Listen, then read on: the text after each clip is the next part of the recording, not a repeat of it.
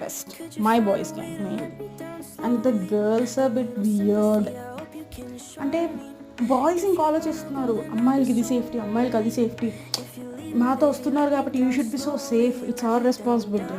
అమ్మాయిలు చేసిన over action ఉందే పాపం, వాళ్ళు తిప్పలు పడుతున్నారు. నిన్ను తీసుకువెళ్ళనే బాబు, నువ్వు నాతో రావద్దు అని చెప్పలేరు. అలా అని అలా చేసే ప్రతి ఒక్క పని భరించలేరు.